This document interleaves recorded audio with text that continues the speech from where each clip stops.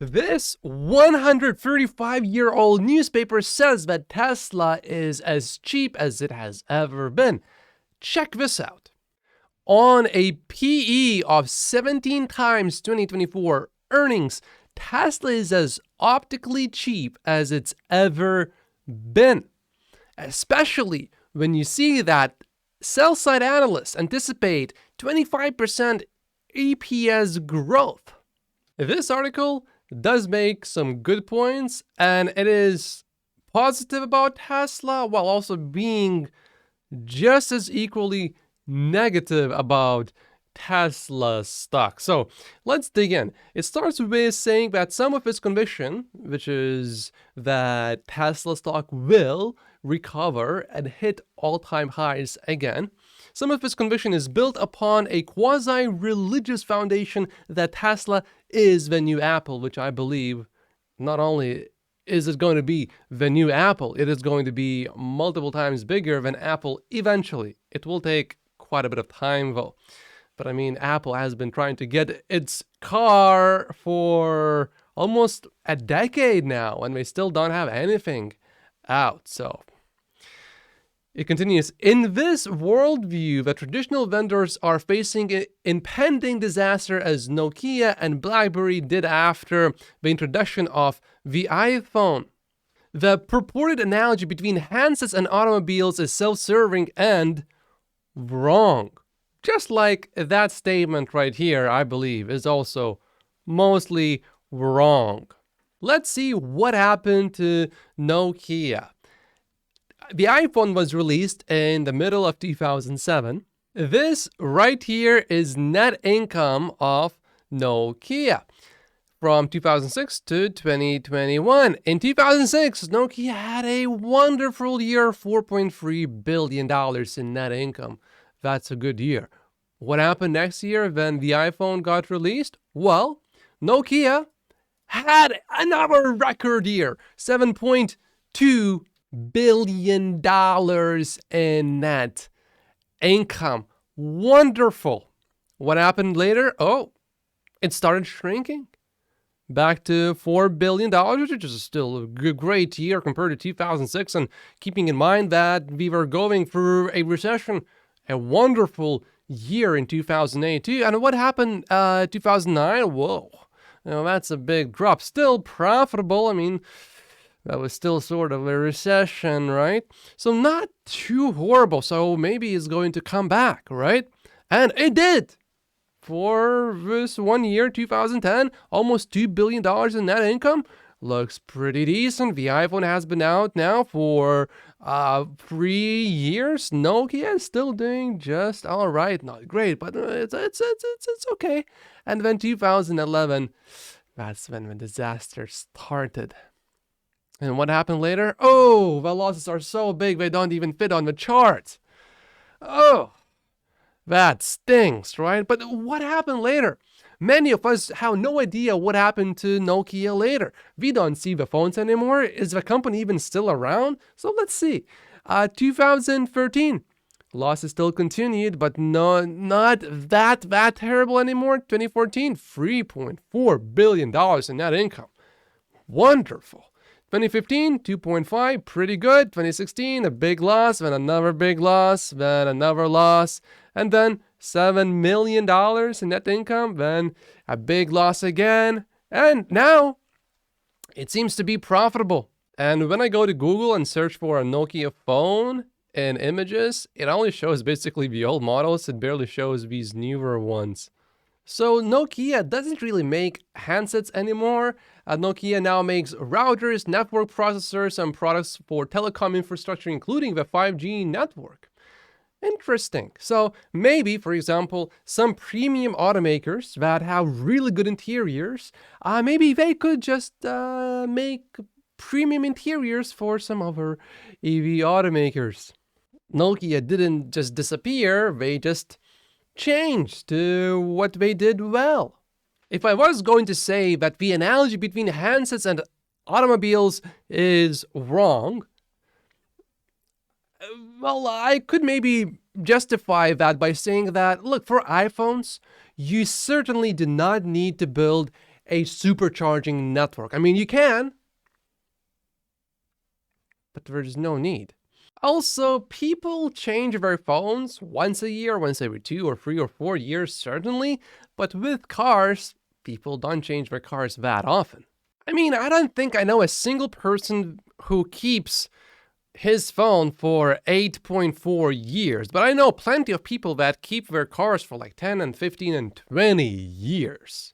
So if the analogy is wrong, it's only wrong because the transition in EVs, in the EV industry, is just going to be a much slower transition from internal combustion engine vehicles to EVs.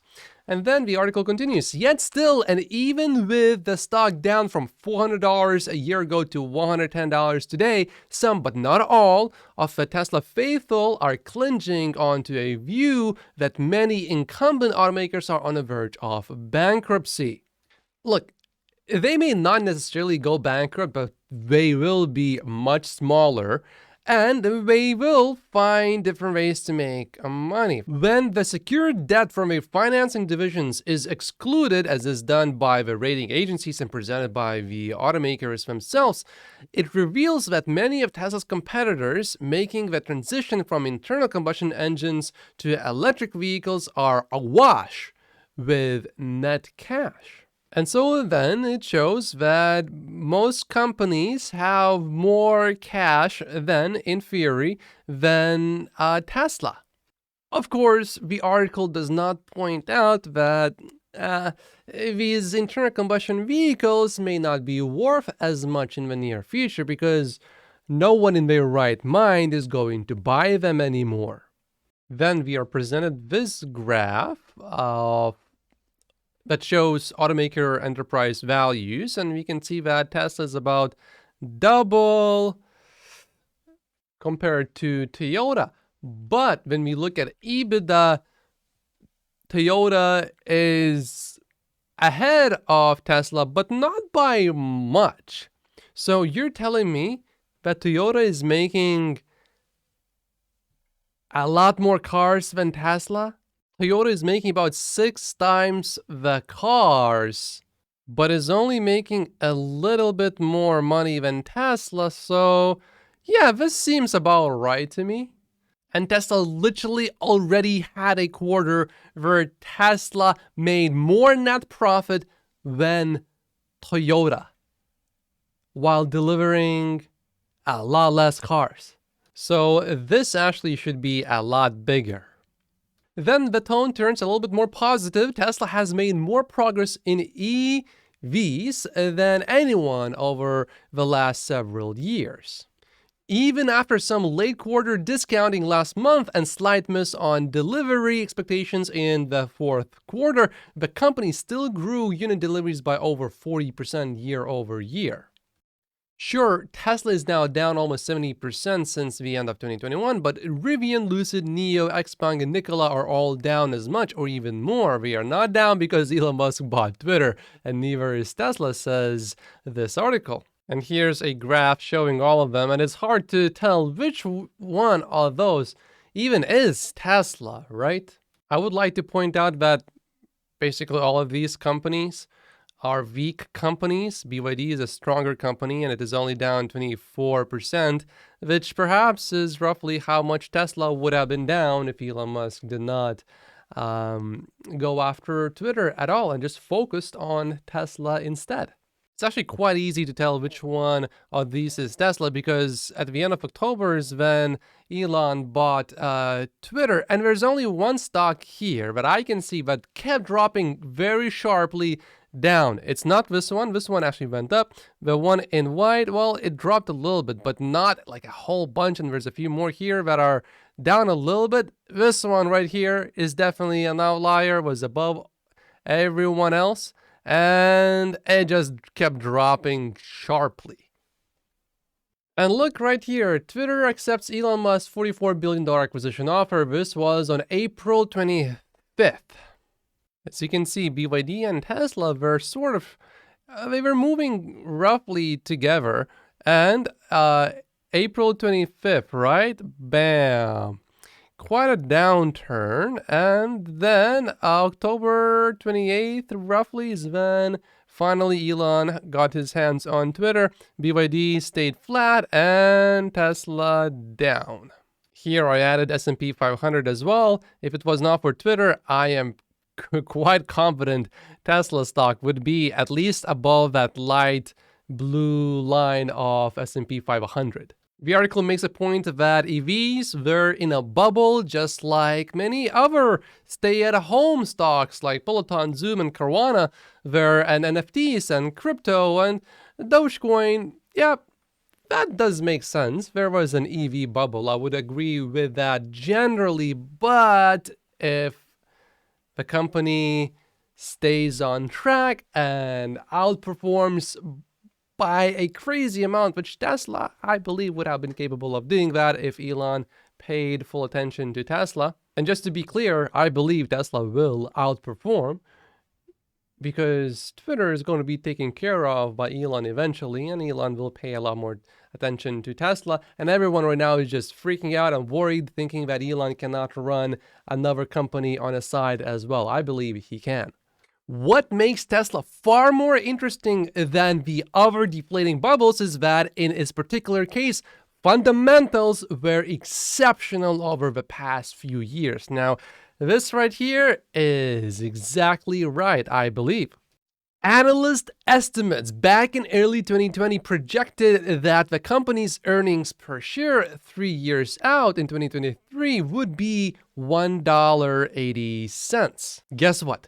Right now, already, what analysts were estimating for this year, not last year, last 12 months, earnings per share is already double. And this is based on 12 months before the Q3, not based on actual last 12 months.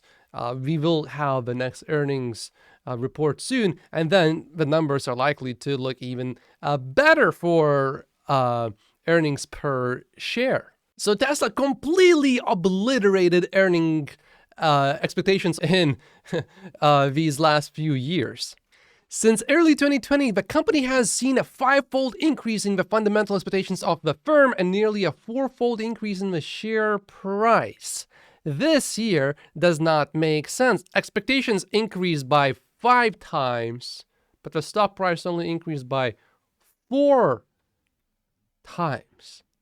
And also, Tesla has proven to beat expectations over and over and over again, so this makes even less sense long term. Sure, yes, when the stock flirted with $400 last year, things were a bit nutty, but is it that crazy today? And on a PE of 17 times 2024 earnings, Tesla is as optically cheap as it has ever been, especially when you see that sell-side analysts anticipate 25% EPS growth. So the article is saying that the stock is basically cheaper than it was in 2020, and from 2020 we are still up 229%, and already it is cheaper than back then. I myself, I keep dollar cost averaging and I'm buying more regularly, and these are 48 reasons why I only own Tesla stock in my stock portfolio. My name is Matt Pocius. Like and subscribe if you haven't yet, and I will see you in the next video. Thank you so much for watching.